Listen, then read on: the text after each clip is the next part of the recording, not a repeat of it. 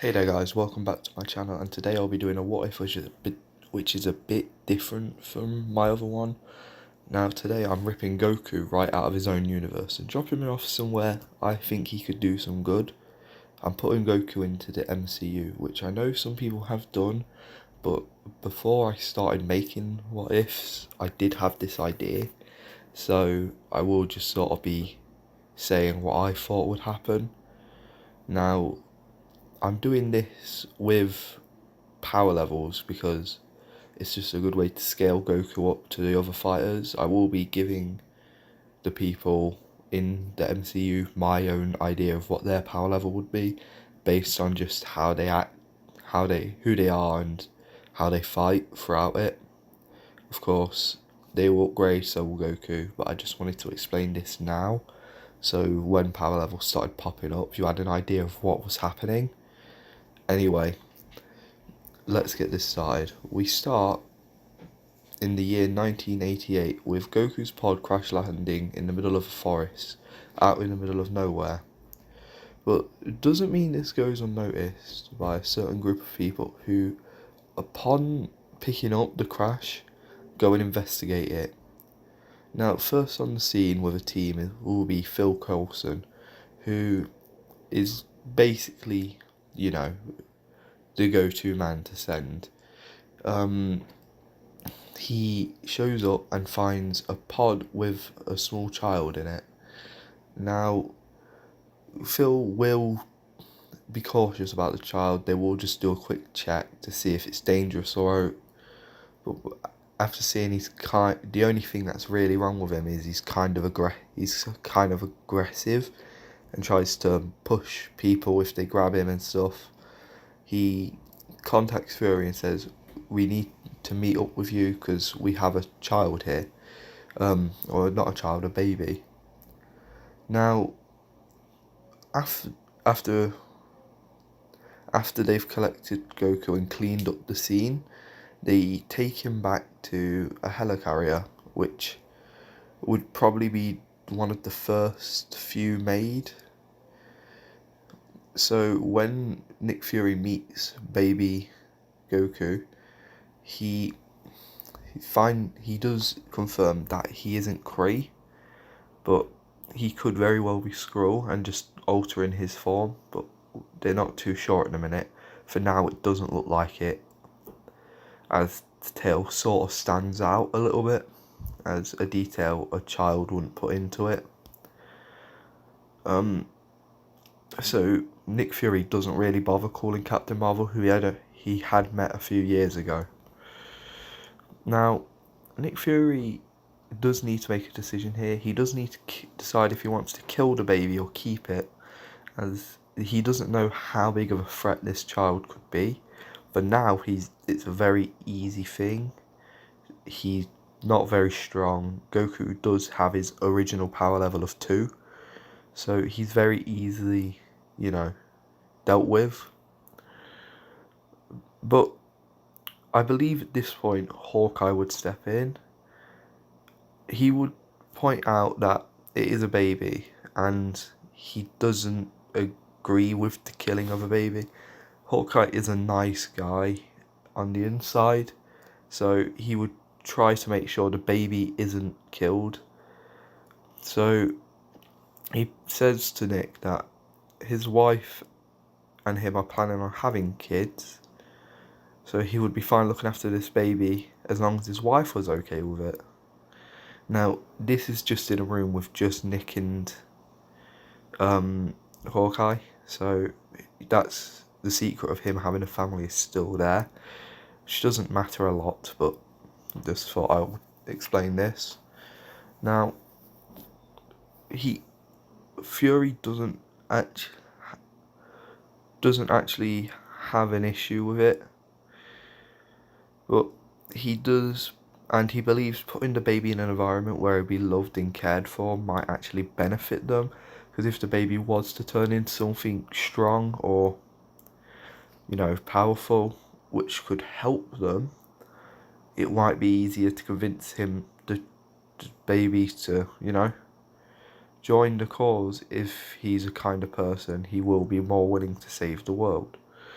However, he does have one issue with this, being what if something was to happen which made the baby grow a lot stronger, or the child was just to exponentially become a lot stronger at some point, just quickly. Hawkeye then says if something like this was to happen and it put his wife or others at risk, he would down the child. And he could do this with ease at this point, with Hawkeye being much stronger than the baby Goku at the minute. Now, after hearing this, Nick Fury is content with letting him have the baby. However, he says, I will let you have it, but we want to run some tests on it overnight just to make sure it's safe to be around, or it's not hiding anything dangerous.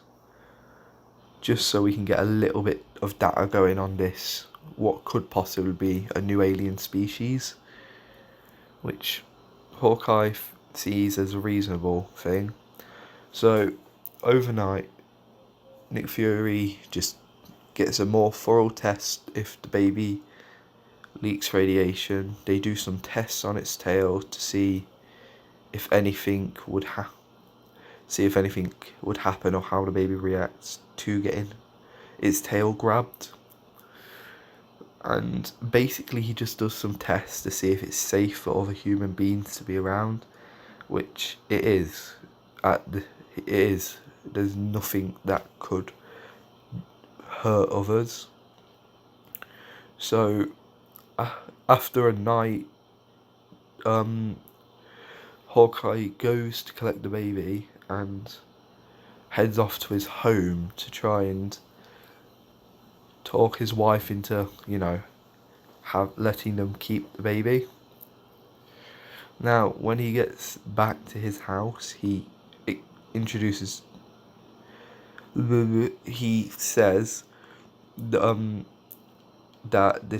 he just explains what has happened, which did confuse her at the start. Like, her husband did just walk in with a baby and just said, oh, by the way, this is an alien. So it did confuse her. But she does agree to have the baby after thinking. Now, after agreeing to it, she does say, what's the baby's name? And they haven't given it a name yet, which isn't good. So they take a couple of minutes and they try to figure out what they want to name the baby.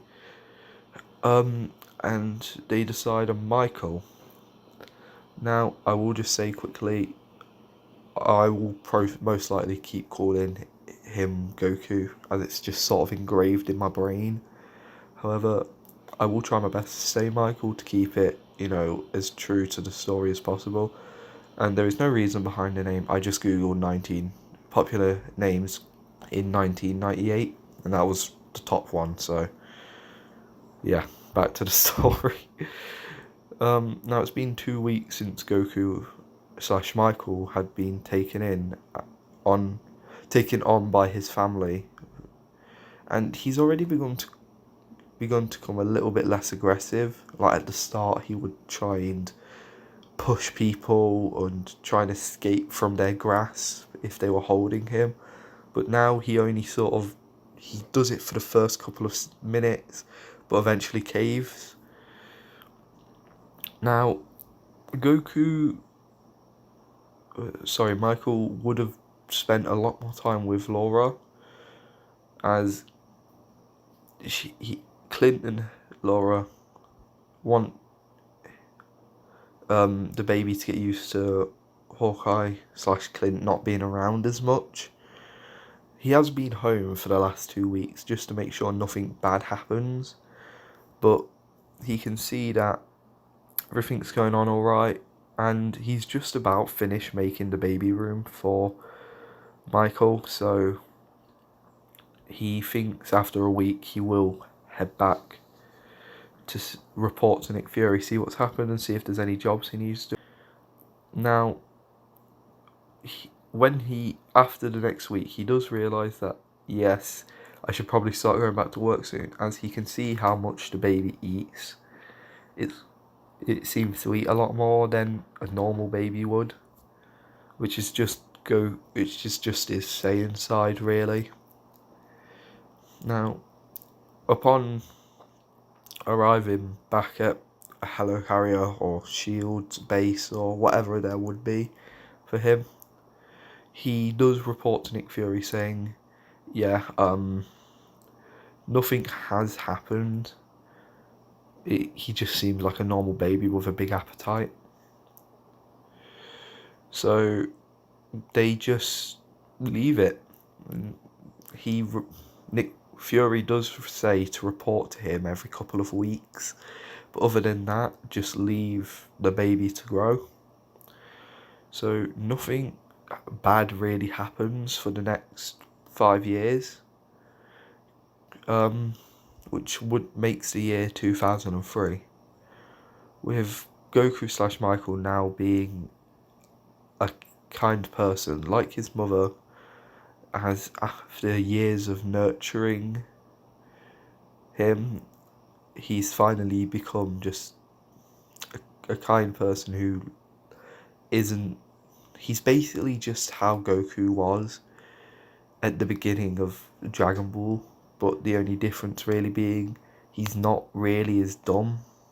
He's still quite dumb, but not on the same level, because he grew up, so he knows the difference between girls and boys and all that. Now, I believe at this age, Goku would be getting homeschooled a little bit, as Fury doesn't want him sent into a public school just yet, as he wouldn't know what will happen. So he's been homeschooled, but he does tend to have a lot of free time, where this is how Goku does find his love for fighting, as he sits down and watches films, and every now and again there'll be really amazing fight scenes in them which he'll want to recreate and feel like he might be able to. So a sort of hobby of his comes by just rewatching scenes from rewatching amazing fight scenes. So stuff like out of the Matrix and stuff like that, 'cause it interests him. And Michael soon found out that his dad could actually fight. It let slip one day that he could fight with just his dad, saying, "Oh yeah, I could probably beat such and such," being a dad. And for the next whole weekend, Goku bugs Hawkeye to teach him just some things out of martial arts, and there was never a point in the day where he wasn't asking to be taught, and eventually Hawkeye does give in and teach. He decides to teach Goku just some basic things like how to throw a punch and stuff like this. So he starts teaching Goku, but Goku kind of just exactly copies him, almost perfect, to the point where it's perfect, which does sort of, confuse Hawkeye, as Goku has been learning to read, write, do maths, all of that really slow, but he just perfectly copied something he showed him once. So Hawkeye, wanting to just see if it was a fluke or, something else, shows Goku a little bit of basic martial arts. Now, this does stump him for like a minute, but slowly he does begin to completely copy what his father did. Only moments after Hawkeye showed him, which is amazing to him. Now, Hawkeye can tell there might be something more to this, that maybe his race has just a quick learning sense, and they should try teach him after showing him a bit more. But he doesn't know, but he knows he wants to see how far he can take this martial arts thing.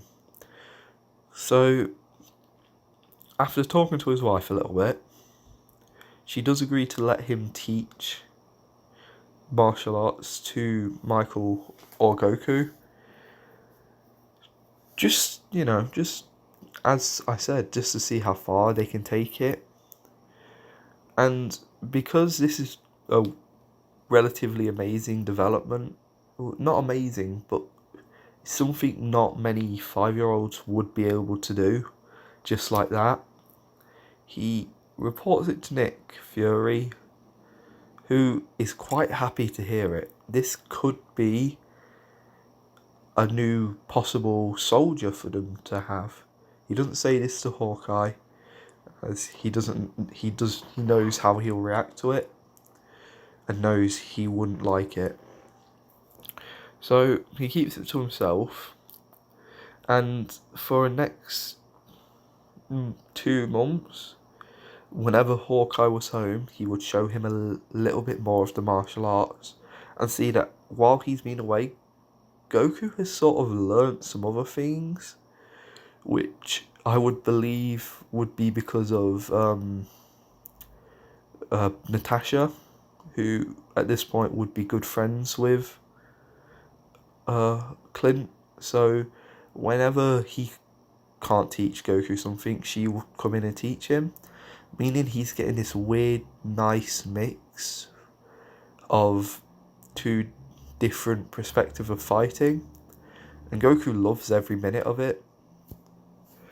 But for now, I think this is a decent place to end it, with Goku's love of fighting starting to bloom, really starting to show, and how fast he's learning it, getting proven to all of everyone who knows him. So I just want to say thank you for watching, and I want to ask how you feel about this part. I know it wasn't particularly long, but I wanted to just help set up how Goku would adapt to this world, and what would happen while he was growing up. And I think this was actually quite a good little bit to do, just like show Goku and his family, and show how, even though he's been raised by 2 humans who didn't often show him fighting, his love for it just sort of still came through. But that's what I'm going to leave it at. I hope you enjoyed, and have a good night or have a good day, and I'll see you next time. Peace.